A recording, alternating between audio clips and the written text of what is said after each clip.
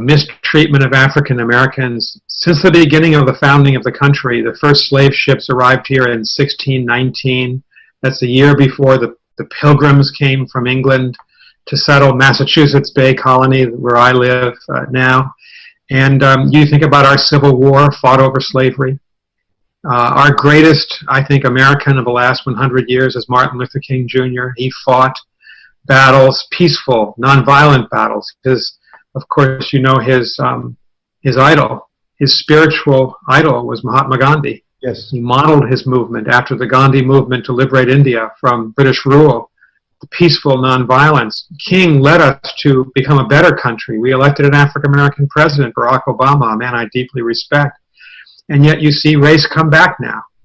You see African-Americans mistreated, this horrible, horrible murder of George Floyd, this young African-American man, by police in Minneapolis, Minnesota. We have millions of Americans trying to protest peacefully, as is our right, as is your right in India.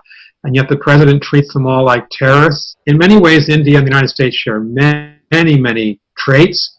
We were both subjects of the British Empire. We both liberated ourselves from that empire in different centuries, but we did.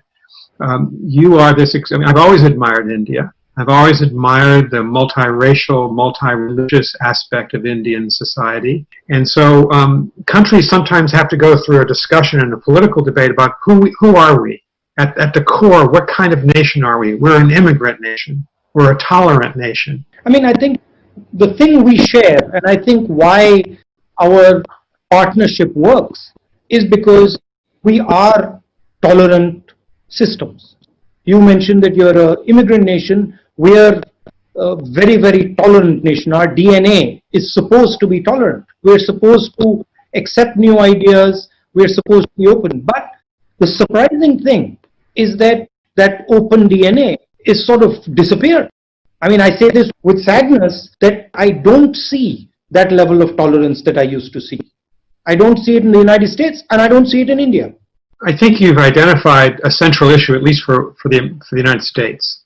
And the silver lining here, the good news is that we have people demonstrating all across the country in every major city in the United States this week, peacefully, on behalf of tolerance, inclusion, minority rights, all these essential issues at the core of our democracy. And I think one advantage that we democracies have, say, over an authoritarian country like China, is that we can correct ourselves. There's a self-corrective part of our national DNA in India and the United States. And as all democracies, we resolve this at the ballot box in free and fair elections. We do not turn to violence. We do this peacefully. That's the India tradition that we love about India from your founding. Yeah. In the 1930s, the protest movement, the Salt March, all the way to 1947 and 48. So I take the rule that, I can't comment on your country because I don't know it nearly as well, obviously, but my country, I think, will be back. We'll be back. We'll strengthen our democracy. But I feel that this division which occurs is actually tremendously weakening for the country. But the people who do the division portray it as the strength of the country. When you divide African Americans, Mexicans, and other people in the United States, or you divide Hindus and Muslims and Sikhs in India, you're weakening the structure of the country. But then the same people who weaken the structure of the country say that they're the nationalists. Well, I think that's what President Trump is all about. He wraps himself in a flag. He declares that he alone can fix the problems. I must say, I think President Trump is in many ways an authoritarian personality. But in our country, you're seeing the institutions remain strong. Mm-hmm. The military clearly saying over the last few days, individual senior military leaders, we will not put American military troops onto the streets. That's the function of the police forces, not the military force. We'll abide by the Constitution. The senior military officer, General Mark Milley, said this week, Americans have a right to protest. They have a right to disagree with the government. These are so fundamental.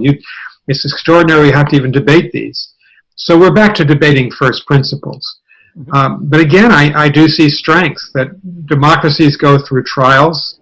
We play out our differences in political campaigns or in street protests, but at least we can do that. You can see authoritarianism coming back in China, in Russia, and we democracies, we sometimes go through painful episodes because of our freedoms, but we're so much stronger because of them. That's our advantage, I think, inherently over the authoritarian countries. When we look at the relationship between India and the United States, there's been a lot of progress over the last couple of decades. But one of the things I've noticed is that a relationship that used to be a partnership seems to have become very transactional.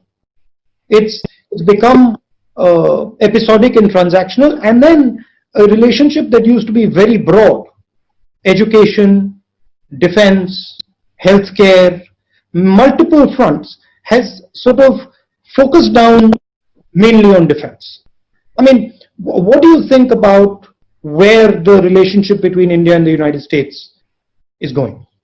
Well, from an American perspective, you know, it's interesting in our country right now, Democrats and Republicans agree on very little in our Congress, but there is, I think, nearly universal support in both of our political parties that the United States ought to have a very close, supportive, and all-encompassing relationship with India. We're the two largest global democracies.